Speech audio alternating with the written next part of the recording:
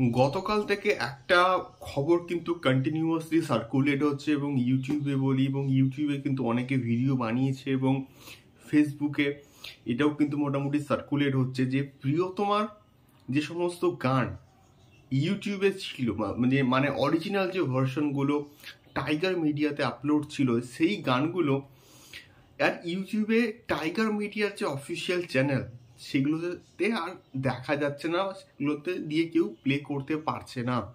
So এর কারণটা কি? হ্যালো গাইস, আমি Dipen, welcome back to my channel. So এই বিষয়টা কিন্তু খুবই সিরিয়াস একটা বিষয় এবং অনেকে কিন্তু বলছে তারা কেন হচ্ছে, কেন আমরা গানগুলোকে দেখতে পাচ্ছি না। প্লিজ এটাকে নিয়ে একটা ভিডিও বানাও এবং আমাদেরকে বলো যে এটা কি বিষয়টা হচ্ছে। সো প্রিয়তমার প্রত্যেকটা গান কিন্তু প্রচণ্ড পপুলার হয়েছিল এবং বিশেষ করে ও প্রিয়তমা যে গানটা ছিল এই গানটা প্রচুর কিন্তু ভিউজ পেয়েছে এবং রিসেন্টলি আমি কিন্তু ভিডিও বানিয়েছি এবং সেখানে আমি কিন্তু বলেছি যে ঈশ্বর যে গানটা 50 মিলিয়ন ভিউজ কিন্তু ক্রস করে গেছে ইউটিউবে। সো এখনও যে বিষয়টা হচ্ছে এইটা, তাহলে গানগুলো এত ভিউজ পাওয়া সত্ত্বেও কেন ইউটিউব থেকে উধাও হয়ে গেল? সো আমরা এটা কিন্তু জানি যে একটা গান যখন খুব পপুলার হয় বা যে কোনো কন্টেন্ট যখন একটা চ্যানেল থেকে আপলোড হয়, যখন মানে প্রচণ্ড পপুলার হয়, তখন না ওই কন্টেন্টকে কিনা ওই পার্টিকুলার চ্যানেলের যে ওনার সে কিন্তু ডিলিট করে না বা আনলিস্টেড করে না বা প্রাইভেট করে না।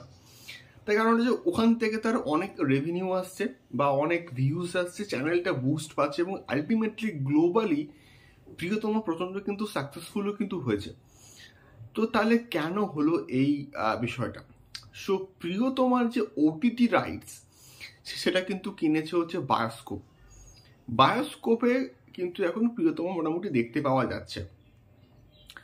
সো যেহেতু বায়োস্কোপ প্রিয়তমাকে সম্পূর্ণভাবে কিনে নিয়েছে, সো সেই হেতু বায়োস্কোপ কিন্তু এটা চাইবে না তাদের কেনা কন্টেন্ট অন্য কোনো জায়গায় থাকুক, তাদের কেনা প্রিয়তমার যে কোনো রকমের কন্টেন্ট অন্য জায়গাতে থাকুক, তারা কিন্তু এটা চাইবে না। এটা আমার জাস্ট প্রেডিকশন, এটা কিন্তু নাও হতে পারে।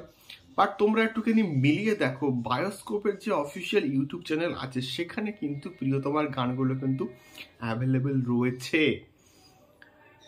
সেখানে কিন্তু প্রিয়তমার যে গানগুলো, প্রত্যেকটা গান, সেটা আমি ও প্রিয়তমা বলি বা কোরবানি কোরবানি বলি বা ঈশ্বর বলি, এই গানগুলো কিন্তু অ্যাভেলেবেল রয়েছে। তোমরা কিন্তু চেক আউট করতে পারো মানে নিজেরা।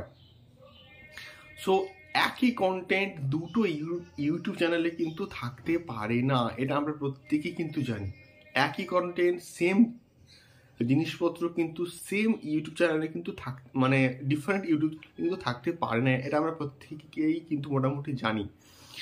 সো এটা কিন্তু একটা কারণ হতে পারে যে এই জন্য হয়তো টাইগার মিডিয়ার যে অফিসিয়াল ইউটিউব চ্যানেল সেখানে কিন্তু প্রিয়তমার কোনো কন্টেন্ট বলি, কোনো গান বলি, সেগুলোকে আমরা কিন্তু দেখতে পাচ্ছি না। এটা হতে পারে। এবং তোমাদের কি মতামত এই সম্পূর্ণ বিষয়টাকে নিয়ে আমাকে অবশ্যই কিন্তু কমেন্ট করে শেয়ার করতে পারো। দেখা হচ্ছে পরবর্তী ভিডিওতে। টাটা।